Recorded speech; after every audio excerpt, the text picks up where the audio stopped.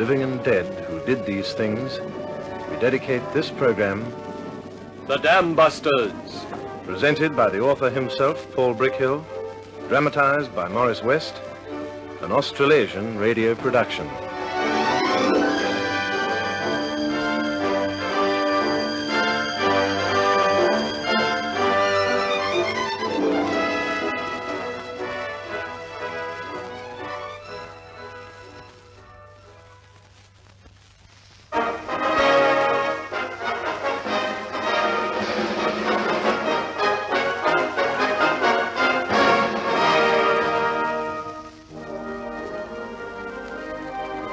Good evening, this is Paul Brickhill.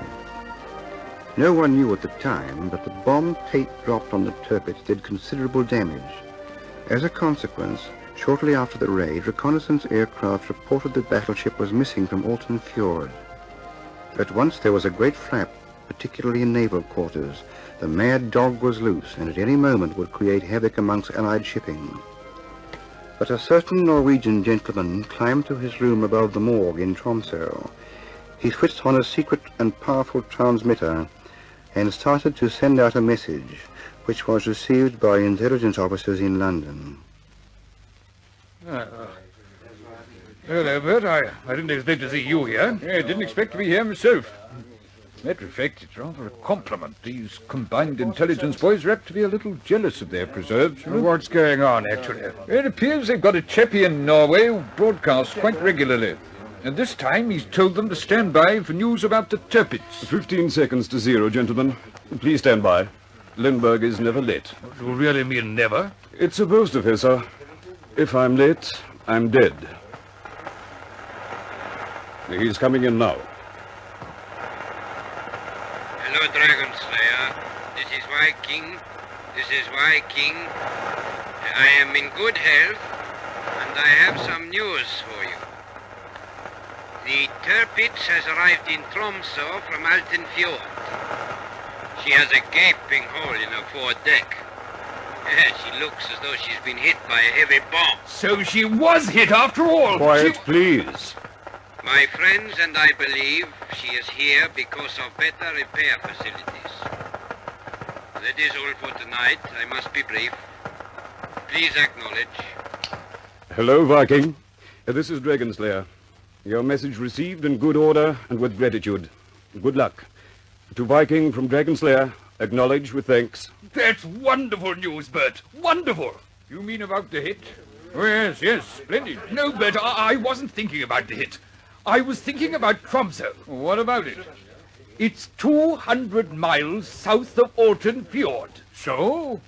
So, the whole trip is 400 miles shorter. That means we'll be able to strike from Scotland.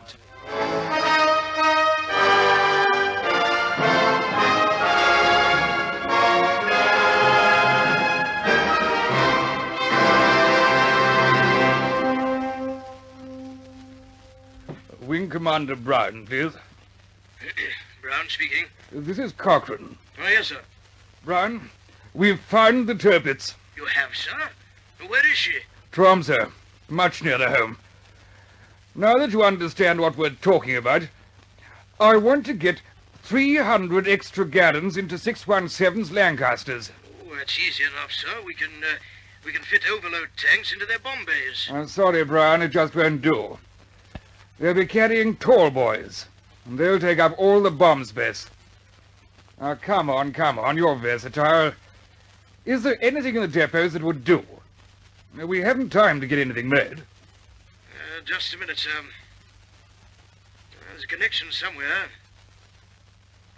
Yes, I think I've got it. You've got what? Wellington, sir. Do you remember, quite a long time ago, some Wellingtons were carrying long, pencil-shaped overload tanks? Oh, come to think of it, there was something like that, but would they fit? Yes, sir, I think they would. We'd have to slide them into the fuselage itself, but they'd work all right. Do you know where you can get any? Well, knowing the usual form, I'll probably have to ring up every station in England. But we'll get him, sir, somehow. Good man. Now go to it.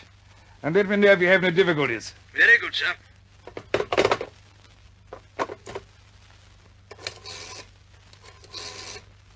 Hello, Switch. Get me an immediate call to Squadron Leader Tate at Woodall Spa.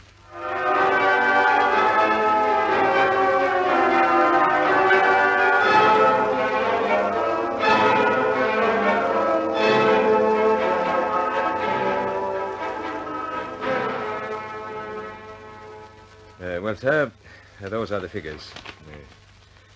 I've checked and rechecked them. If the winds are in our favor, we can get to Tromsø and back with a reasonable safety margin. If the winds are against us, that margin is cut down to well below the safety limit. Oh, yes? Go on. But even this margin, sir, assumes that we'll be carrying an overload of 2 tons. And, would you be prepared to do that?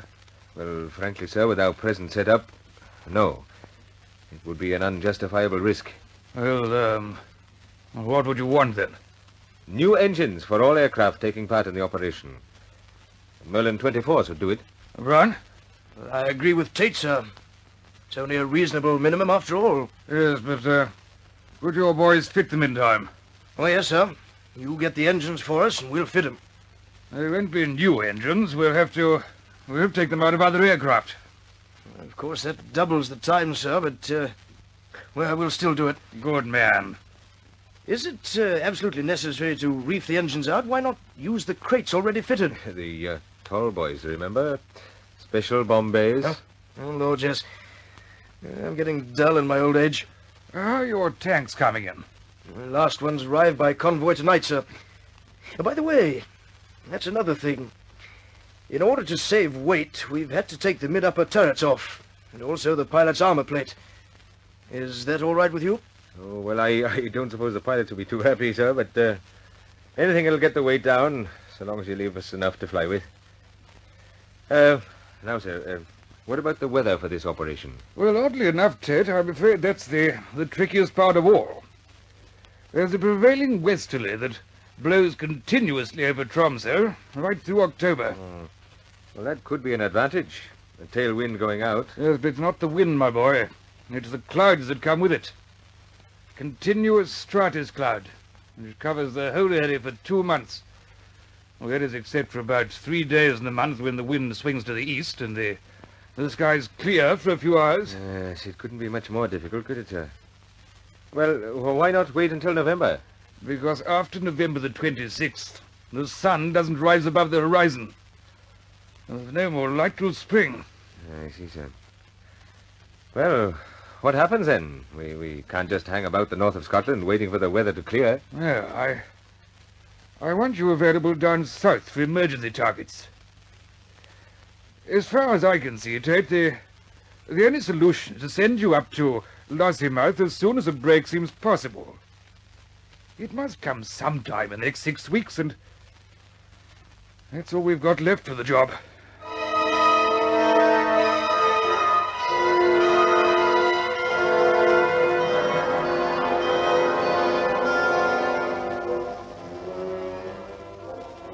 Who was that? Oh, that's the weather mosquito. It's just over Tromsø. Says the wind's changing to the east. Changing to the east? Good. Well, let's get out and get it over with. Right up. I want to go home. This weather's too damn cold for me. Call him up, boy. All air crews, repeat, all air crews of 617 Squadron and 9 Squadron, prepare for takeoff immediately. All air crews, repeat, all air crews of 617 Squadron and 9 Squadron, prepare for takeoff immediately.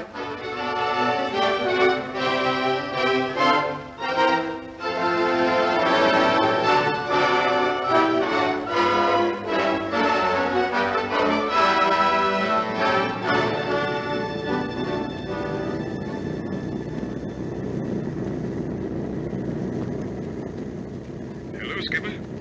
It looks dirty up there. It'll be better over the target. So the gentleman says. Well, the gentleman had better be right. Won't see a damn thing in these conditions. Hey, Danny. Give me a course, please. We cross the coast of Norway in 8 minutes from now. Then we swing north. I'll give you the bearings and head up behind the mountains over Sweden. That gives us a chance to beat the radar. And then it's west again over the mountains and on to Tromsø. Sounds easy when you say it like that. Darn well better be easy or I'll have your head. Hey, Daddy, I'm thirsty. Pass up the thermos, will you?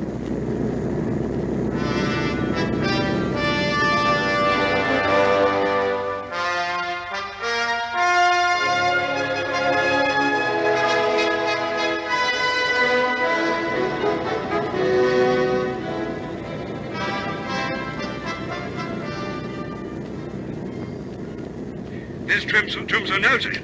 There's the Tirpitz too, but do you see what I see? That blasted cloud. Can you make it, Skipper? I'm trying, but I doubt it. Give me RT. You're on, Skipper. This is Leader calling all aircraft. This is Leader calling all aircraft. I've raised the target, but heavy cloud is moving in fast. It looks as though I'll have to leave it to you, to your own discretion. If you can get a sight, bomb.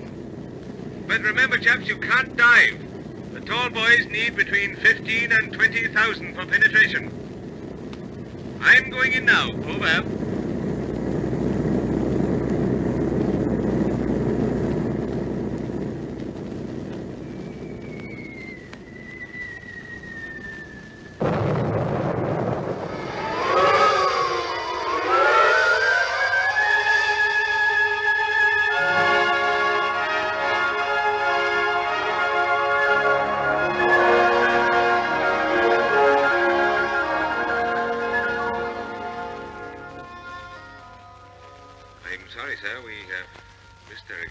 It's not your fault, my dear chap.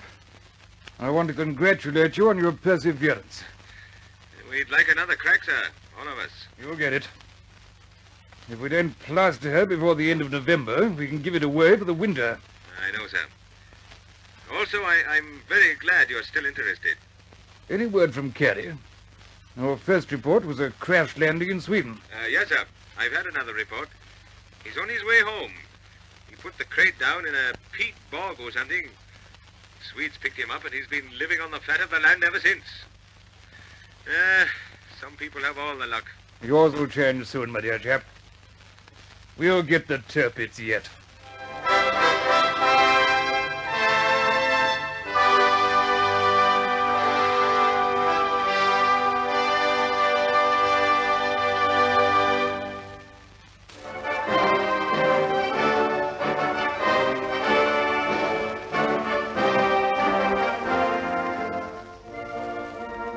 Cochrane was determined to get the Tirpitz, but so far the job had seemed too big, even for 617 Squadron. Then came another intelligence report, which forced a now or never decision on him. Hello, Dragon Slayer. This is Viking. This is Viking. I am well, and as you hear, on time. I have to report that German fighter planes between 20 and 30, I repeat, between 20 and 30, have moved into Badufas airfield outside Tromsø. The purpose of this will be quite evident to you. Will you please acknowledge my message? Hello, Viking. Hello, Viking. This is Dragon Slayer. Your message received. Your message received.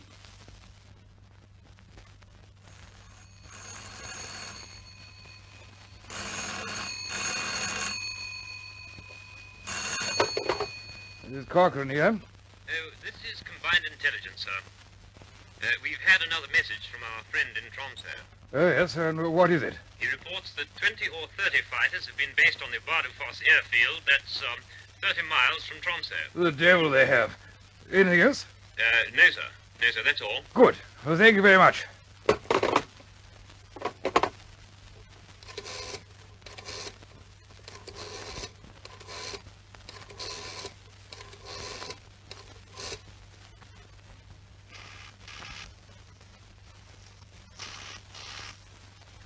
Harris here. This is Cochrane, Bert. Oh, I was expecting you to ring. I got the same message. Well? I think it's now or never. Yes, so do I.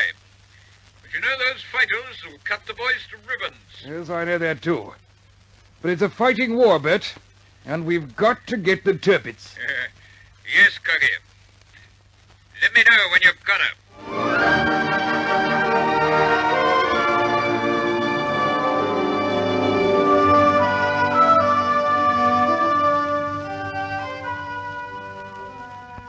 I want to warn you about the fighters, Ted. Well, thanks for the tip, sir. We can't do much about them, I'm afraid. What time do you take off? 1500 for Lossiemouth, sir. Well, you'll get the latest weather reports up there. Good luck. Thank you, sir.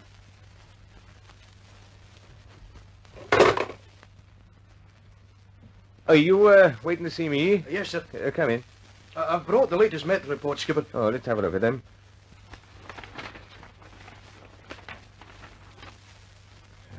Blazes. Fog in the fjords and cloud halfway up nowhere. There's a possibility that Tromsø will be clear by dawn, but there are distinct icing conditions along the whole coast. Icing conditions. It's the last straw. Well, we're overloaded as it is, Skipper. Any icing will put us into the drink. I know. But it's our last chance. Well, what do you say, Skipper? Let's give it a go. I do say third time is lucky.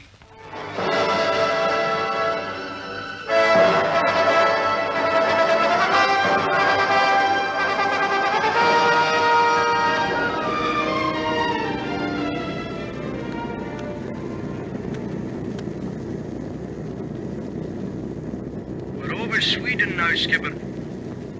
New course in 5 seconds from... now. Thanks, Mac. Have you ever seen anything so wonderful as the sun coming up behind those mountains? I'll tell you when we get to Tromsø.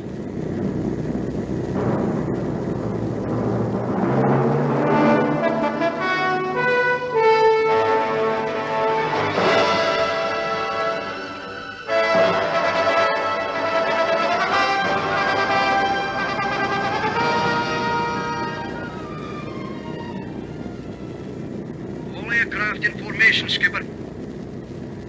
Height 14,000. Tromsø's just on the other side of this ridge. Thanks, Mac. Over we go, boys. Over we go.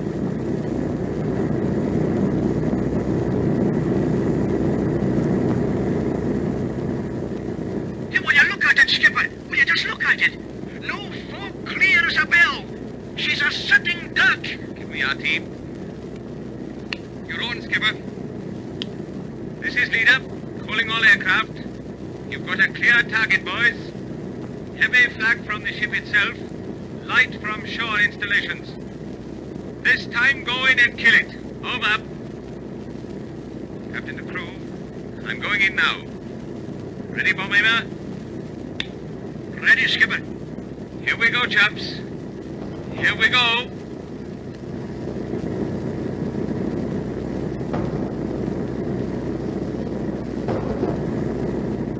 Left a bit. Left. Right a bit. Steady. Boom gone.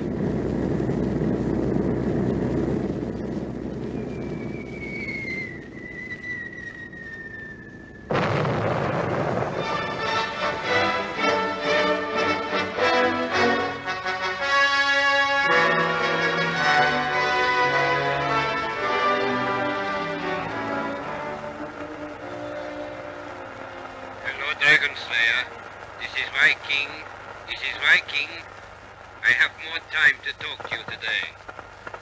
Norway thanks you. The Tirpitz is lying upside down in Tromsø harbor. She looks like a humped whale. The Germans are now laying out their dead. Not all of them. Reliable reports say that there are 1,000 men trapped in the hull. There's no hope for them. That is all for now. Please acknowledge.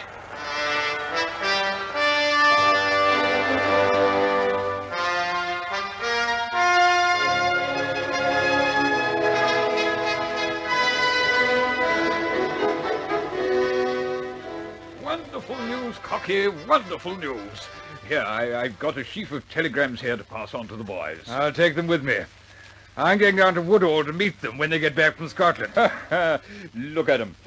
From His Majesty, Prime Minister, War Cabinet, from the Navy, the Russian Embassy, from Prince Olaf of Norway. They deserve every one of them. Did you see the message that came in from that agent fellow, what's his name, Viking? Yes, I did. It was a picture of complete destruction, but I just can't understand it, Brett. Oh, what can't you understand? Well, Tate's report said there wasn't a fighter in the sky. And yet the radar would have picked our boys up at least 45 minutes before they would over target. Ah, yes, we had a later message about that. Not from Tromsø, but from one of the German stations. Apparently, the commander of the fighter field is being court-martialed. He got the radar warning, and the captain of the Tirpitz was still asking for fighters when the first bomb fell. Division in the camp, eh? Well, it's nice to know that the Germans aren't quite as goon as we think they are. Nice to know they're never quite as good as 617. Give the boys my compliments, Cocky. Tell them I'm proud of them.